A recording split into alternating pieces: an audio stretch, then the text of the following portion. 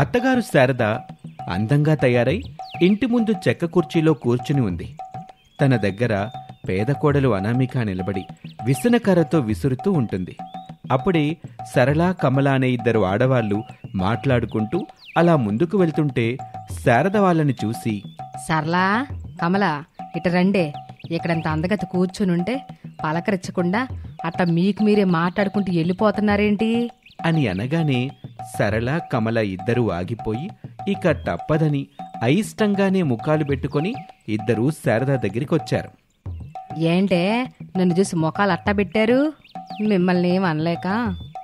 అవునులే, నా అందమైన ముఖాన్ని చూసి ఏమాత్రం అందం లేని మీ ముఖాలు అట్ట కాకపోతే ఇంకెట్ట ఉంటే చెప్పండి. మీ బాధ నాకు అర్థమైంది, కానీ నేనేం చేయను చెప్పండి. దేవుడు నాకెంత అందాన్ని ఇచ్చాడు. అయ్యో దేవుడా, ఎంత అందం నాకెందుకు ఇచ్చావు తండ్రి? ఈ అందాన్ని ఇరుగు పొరుగు వాళ్ళ దిష్టి నుంచి కాపాడుకోలేకపోతున్నాను అని అనుకుంటూ మురిసిపోతుంటే సరళ, కమల శారదకి ఎలాగైనా బుద్ధి చెప్పాలని అనుకుంటారు. ఒకరి మీద ఒకరు శారదని ఉద్దేశించి తిట్టుకుంటూ ఉంటారు. ఏమే కమల, ఎప్పుడు చూడు అందం అందం అంటూ ఎగిసిపడుతూ ఉంటావు. ఈ వయసులో నీకెందుకే అందం? ఇంకెప్పుడైనా పిలిస్తే యాసిడ్ పోస్తాను అని అనగానే శారద అదిరిపడింది. అది చూసి అనామిక లోపల ముసిముసిగా నవ్వుకుంటూ ఉంటుంది. కమల కోపంగా, నేను నీకదే చెబుతున్నాను. వయసు 60 వచ్చింది. స్కూల్కి వెళ్ళే మనవడో హరీషు, మనవరాలు భవ్య ఇద్దరున్నారు. ఇప్పుడు అందం కావాలా? ఇంకెప్పుడైనా ఎవరితోనైనా సరే అందం గురించి మాట్లాడావనుకో అమ్మ తోడు అంటూ పళ్ళు కొరుకుతూ ఉంటుంది. అంతే, శారద ఏమీ మాట్లాడకుండా అక్కడి నుంచి లేచి వెళ్ళిపోతుంది. అనామిక సరళ, కమలకి షేక్ హ్యాండ్ ఇస్తుంది. శారద గుమ్మం దగ్గర నిలబడి చూస్తూ ఉంటుంది. అనామిక మీద కోపంతో ఇలా అంటుంది, యాయ్ కోళ్ళ, ఆ పనికి మాలిన వాళ్ళతో మాటలేంటే లోపలికి రా, బట్ట తీసుకొని డ్రెస్సింగ్ టేబుల్ దగ్గరికి రా అని చెప్పి అక్కడి నుంచి బెడ్రూమ్లోకి వెళ్తుంది శారద. ఇప్పుడు నీకుంటది ఎల్లవే. మా మీద కోపం నీ మీద తీర్చుకుంటది. జాగ్రత్త అనామిక. సరేని, ఇక మీరు వెళ్ళండి అని చెప్పి అనామిక లోపలికి వెళ్తుంది. సరళ, కమల మాట్లాడుకుంటూ అక్కడి నుంచి ముందుకు వెళ్తూ ఉంటారు. ఇక ఇంట్లోని డ్రెస్సింగ్ టేబుల్కున్న అద్దాన్ని అత్త శారద పేదకోడలు అనామికతో క్లీన్ చేస్తూ ఉంటుంది. మంచిగా క్లీన్ చేయకోళ్ళ, అద్దము తల మెరిసిపోవాలి. అప్పుడే నేను ఇంకా అందం కనిపిస్తా. ప్రతి అరగంటకి క్లీన్ చేయడం అంత మంచిది కాదత్తయ్య. నువ్వెందుకు అట్ట అంటున్నావో నాకు తెలుసుకోవాలా? అయ్యో అత్తయ్య, నా ఉద్దేశం అది కాదు. నీ పాచి ముఖానికి మెరిసిపోతూ కలగా ఉన్న నా ముఖాన్ని చూడడం ఇష్టం లేదు కదూ. నువ్వు కూడా ఆ సరళ, కమలతో కలిసి నన్ను హేళన చేస్తున్నావు కదూ. అయ్యో అలా అని కాదత్తయ్య, నాకు తెలిసినంతవరకు అందం అనేది వేసుకునే మేకప్తో వచ్చేది కాదు, చూసుకునే అద్దంలో మెరిసేది కాదు. అసలు శరీరానికి ఏమాత్రం సంబంధం లేనిది, మనసుకు నచ్చేది, మమతను మెచ్చేది. అదే అందం అంటే. నా అందం నీకు లేదని నువ్వు కుళ్ళు కొంటున్నావు కోళ్ళ. నీ బాధ నాకు అర్థమైపోయిందిలే. ఆళ్ళు ఏళ్ళు మాటలు పట్టుకుని నాకు ఎదురు మాట్లాడితే మొహం పగిలిపోద్ది. జాగ్రత్త.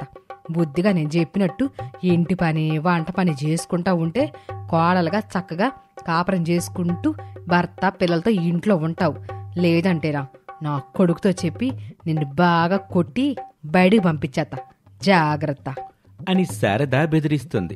అత్తగారు శారద యొక్క చెడుగుణం తెలిసిన కోడలు అనామిక భయపడుతూ బ్రతిమిలాడుతూ ఇలా అంటుంది, అంత పని చేయకండి అత్తయ్య, మీరు చెప్పినట్టుగానే బుద్ధిగా ఉంటాను అని భయంగా అద్దాన్ని క్లీన్ చేస్తూ ఉంటుంది.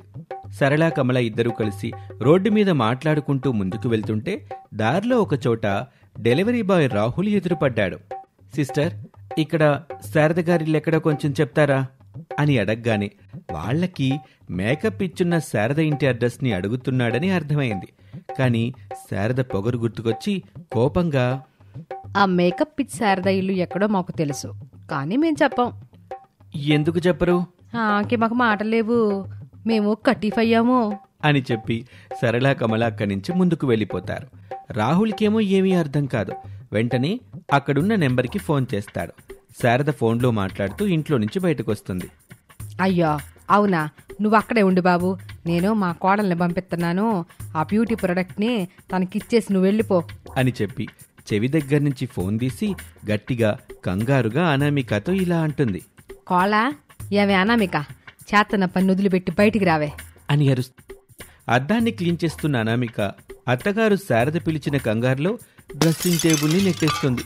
అంతే, అది కింద పడి అద్దం ముక్కలవుతుంది. అది చూసి అనామిక భయపడుతూ ఉంటుంది. బయట ఉన్న శారద మళ్లీ గట్టిగా అనామిక అని పిలుస్తుంది. భయంగా అనామిక బయట ఉన్న అత్తగారు శారద దగ్గరికి వచ్చింది. భయంగా ఇలా అంటుంది. చెప్పండి అత్తయ్య. ఊరి మధ్యలో ఉన్న చెట్టు దగ్గర రాహుల్ అనే డెలివరీ బాయ్ ఉన్నాడు. ఉన్న పలంగా అతని దగ్గరికి వెళ్ళి నాకొచ్చిన డెలివరీని తీసుకురా. ఎళ్ళు. ఏం డెలివరీ వచ్చింది అత్తయ్య? అది నీకెందుకే, నేను చెప్పించే. ఎళ్ళు, వెళ్ళి నాకొచ్చిన డెలివరీని తీసుకురాపో. నేను తెలుసుకోవాలని కాదత్తి అడిగేది, అతను అడిగితే చెప్పాలి కదా. నువ్వేం చెప్పబాక, వెళ్ళి తీసుకురా అని చెప్పగానే అనామిక ఏమీ మాట్లాడకుండా అక్కడి నుంచి వెళ్ళిపోతుంది. శారద అలా చూస్తూ ఉంటుంది. కాసేపటికి అనామిక చెట్టు దగ్గరున్న రాహుల్ దగ్గరికి వెళ్ళింది. శారద అంటే మీరేనా? నేను కాదండి, మా అత్తయ్య. ఇంటి దగ్గర ముఖ్యమైన పనిలో ఉన్నారు, అందుకే నన్ను పంపించారు. మా అత్తయ్యకి వచ్చిన డెలివరీ ఇవ్వండి. తప్పకుండా ఇస్తానండి అని చెప్పి డెలివరీ ఇచ్చేస్తాడు. అనామిక ఆ డెలివరీ ప్రోడక్ట్ని తీసుకుని అక్కడి నుంచి ఇంటికి వస్తుంది. ఇంటి బయటున్న శారద ఆనందంగా అనామిక దగ్గరున్న డెలివరీని తీసుకుని అద్దం దగ్గరికి వస్తుంది. శారద వెనకాలే అనామిక కూడా లోపలికి వస్తుంది. అద్దం కింద పడి పగిలుంటుంది. దాంతో శారదకి ఎక్కడా లేని కోపం వస్తుంది.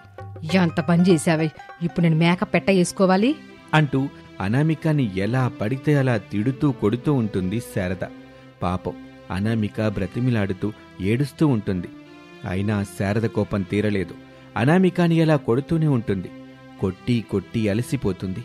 ఆవేశంగా అనామికాని తీసుకొచ్చి బయటకు నెట్టేసి తలుపేసుకుంటుంది. అనామిక ఎంత బ్రతిమిలాడినా శారద తలుపు తీయదు. సాయంత్రం 4 గంటలవుతుంది. స్కూల్ నుంచి హరీషు భవ్యులు వస్తారు. పిలుస్తారు. కానీ శారద తలుపు తీయదు. చీకటి పడింది. పనికి వెళ్లిన ప్రసాదు, రమేష్లు ఇంటికొచ్చారు. శారదా, తలుపుది, కోళ్ళు పిల్లలు బయటే ఉన్నారు, ఇకేమైనా పిచ్చి పట్టిందా ఏంటి అని అనటంతో శారద వచ్చి తలుపు తీస్తుంది. ఇక అందరూ ఇంట్లోకొచ్చారు. ప్రసాదు శారదని తిడతాడు.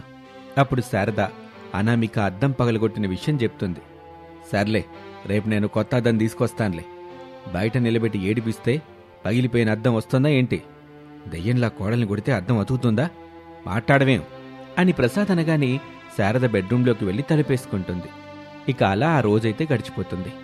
మరుసటి రోజున ఒక ట్రక్కులో పెద్ద అద్దం తీసుకుని ప్రసాద్ ఇంటికి వస్తాడు.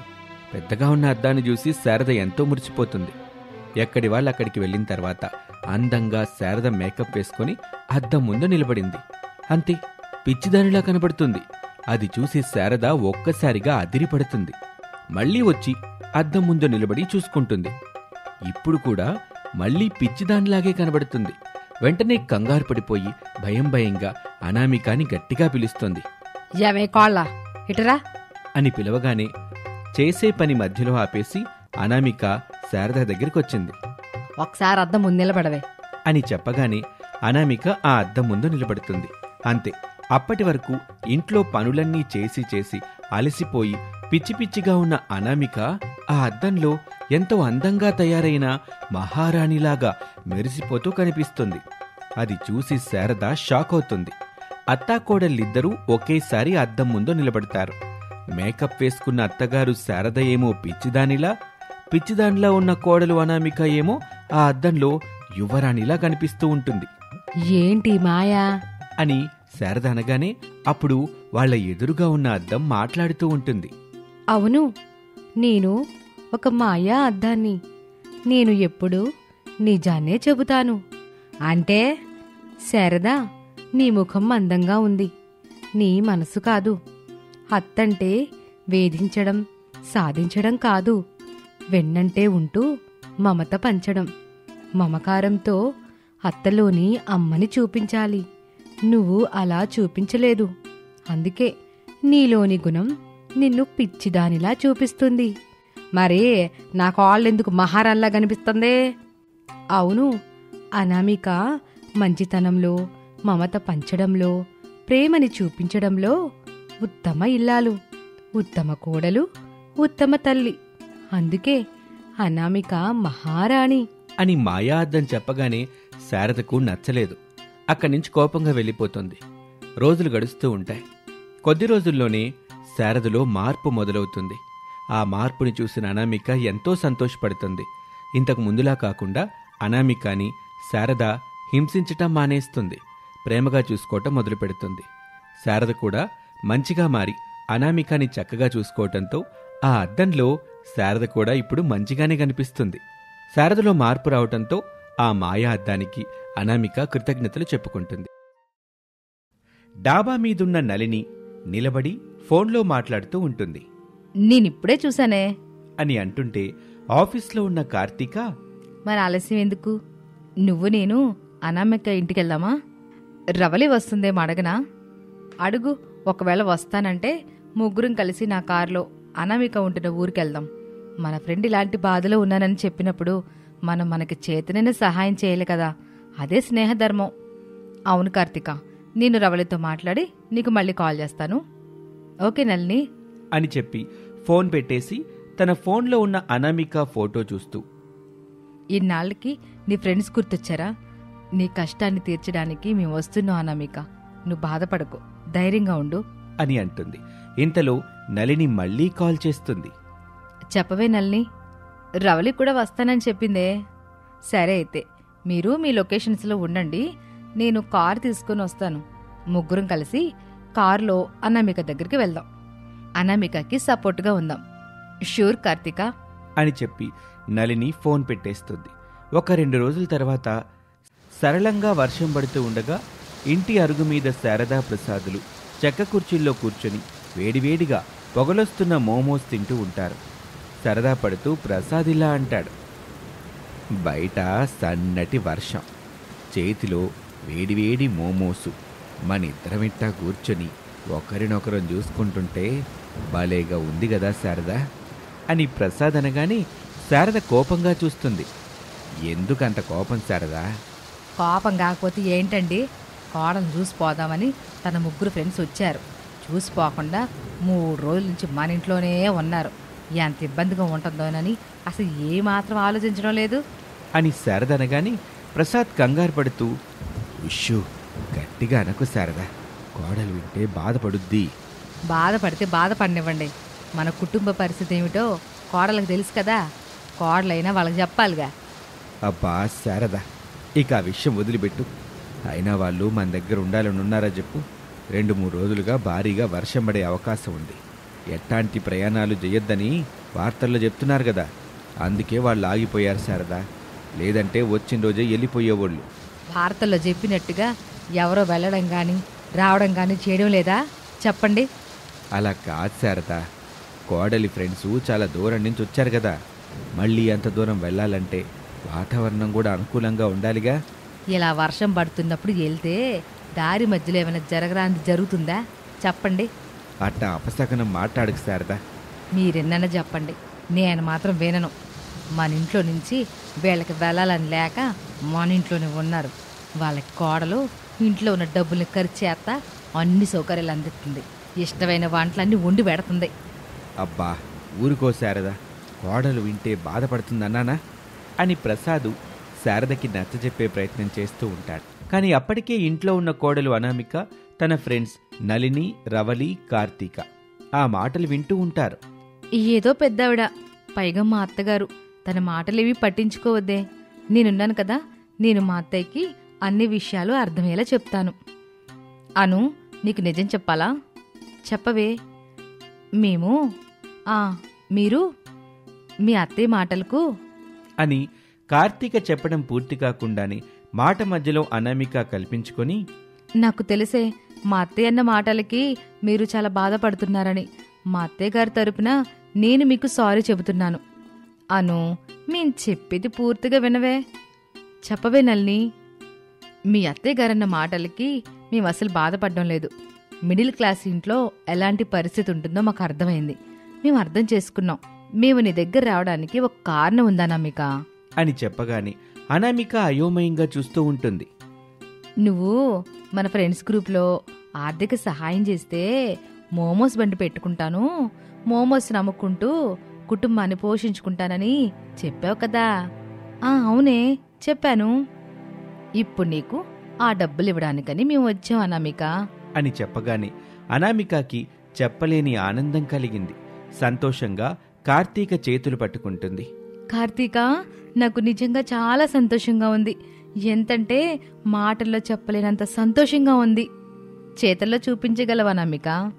ఎలా నల్లి? మోమోస్ చేసి. అవునవును, అవును రవలి, బాగా గుర్తు చేసావు. ఇక్కడే ఉండండి, నేను వెళ్ళి మోమోస్ చేసి తీసుకొస్తాను. అవి తిన్నారంటే నేనెంత బాగా మోమోస్ చేస్తానో మీరే చెప్తారు. వెళ్ళు మరి, వెళ్ళి మా కోసం మోమోస్ రెడీ చేసుకొని తీసుకురా. ఇప్పుడే వెళ్ళి మోమోస్ తీసుకొస్తానే అని చెప్పి అనామిక ఆనందంగా బయట ఉన్న అత్తామావల దగ్గరికి వచ్చింది. కోడలు అనామిక అంత సంతోషంగా ఉండటం ఈ మధ్యకాలంలో ఎప్పుడూ వాళ్ళు చూడలేదు.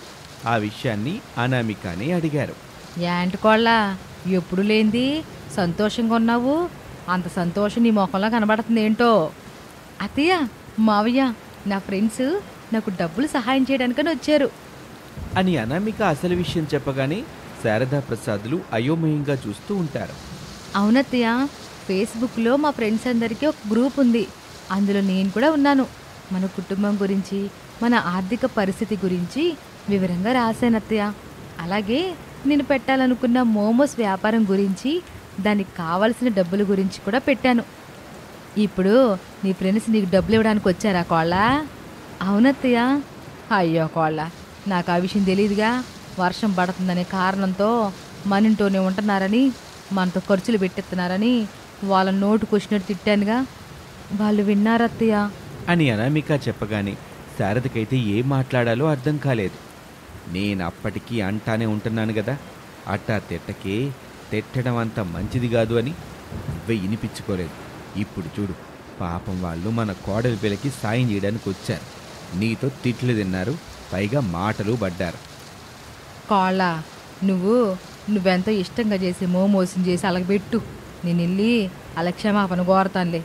సరే అత్తయ్య అని అనామిక అక్కడి నుంచి ఆ ఇంట్లో ఒక మూల ఉన్న గ్యాస్ పొయ్యి దగ్గరికి వెళ్ళింది. అనామిక ఎంతో ఇష్టంగా తనకు ఇష్టమైన ఫ్రెండ్స్ కోసం మోమోస్ తయారు చేసి తీసుకొచ్చింది. ఫ్రెండ్స్, మీ అందరి కోసం మోమోస్ చేసి తీసుకొచ్చాను, తినండి అని చెప్పగానే కార్తీక, నళిని, రవలి వేడివేడిగా గుమగుమలాడుతున్న మోమోస్ని ఎంతో ఇష్టంగా తింటారు. అప్పుడు వాళ్ళ దగ్గరికి అత్తగారు శారద వచ్చింది. చేతులు జోడించి వాళ్ళ ముగ్గురికి దండం పెడుతూ శారద ఇలా అంటుంది. మీ ముగ్గురు నన్ను క్షమించాలమ్మా. మీరు నా కోడలకి సహాయం చేయడానికి వచ్చారని నాకు తెలీదు. అసలే మేము పేదవాళ్ళం. మేము ప్రతిదీ లెక్కలేసుకుంటా ఉంటామమ్మా. ఎన్నెన్ని ఖర్చులు అవుతున్నాయో చూసుకుంటా ఉంటాం. అట్లాంటిది మీరు ముగ్గురు వచ్చారు. 3 రోజులుగా ఇక్కడే ఉంటున్నారు. అందుకే అమ్మా మా ఖర్చులన్నీ తలకిందులైపోయాయి. అత్తయ్య, ఇక మీరు బాధపడకండి. అనామికకి అన్ని విధాలుగా మేం సహాయంగా ఉంటాం. తనతో మోమోస్ బండి కూడా పెట్టించేస్తాం. అనామిక చేసిన మోమోస్ కూడా తిన్నాం కదా, చాలా బాగా చేసింది. భలే రుచిగా ఉన్నాయనుకోండి. ఈ రోజుల్లో ఇట్లా ఎప్పుడో కళ్ళు చదువుకున్న ఫ్రెండ్ బాధలో ఉందని తెలుసుకొని చేతనైన సహాయం చేయడానికి వచ్చారు. మీలాంటి స్నేహితులున్నందుకు మా కోడలు చాలా అదృష్టవంతురాలమ్మా. అత్తయ్య, మీరు మరీ మమ్మల్ని బాగా పొగిడేస్తున్నారు అని చెబుతూ ఉండగా కార్తీక ఆ డబ్బు తీసి శారదకిస్తుంది. శారద ఆ డబ్బులు తీసుకుని కన్నీళ్లు పెట్టుకుంటూ ఇలా అంటుంది. మీ సహాయాన్ని నేనిప్పుడు గుర్తుపెట్టుకుంటానమ్మా. కోళ్ళ, ఈ డబ్బు తీసుకొని వెళ్ళి మోమోస్ బండి పెట్టుకొని వ్యాపారం చేసుకో అని చెప్పి అనామికకి శారద ఆ డబ్బులిస్తుంది. అనామిక కృతజ్ఞతగా తన ఫ్రెండ్స్ వైపు చూస్తుంది. అను, మేమొచ్చిన పని అయిపోయింది, ఇక మేము వెళ్తాము. అప్పుడేనా? నేను మోమోస్ బండి పెట్టుకునే వరకు ఉండండి. అవునమ్మ కోడల్లో, అనామిక మోమోస్ బండి పెట్టుకునే వరకు ఉండండి. ఉండాలనే ఉందత్తయ్య, కానీ మా ఆఫీసులలో లీవ్ లేవు. మళ్ళీ మళ్ళీ వస్తుంటాంలే. సరే కోడల్లో, జాగ్రత్తగా వెళ్ళిరండి అని చెప్పగానే వాళ్ళొచ్చిన కారులోనే తిరిగి వెళ్ళిపోతారు. చిన్నగా వర్షం పడుతూ ఉంటుంది.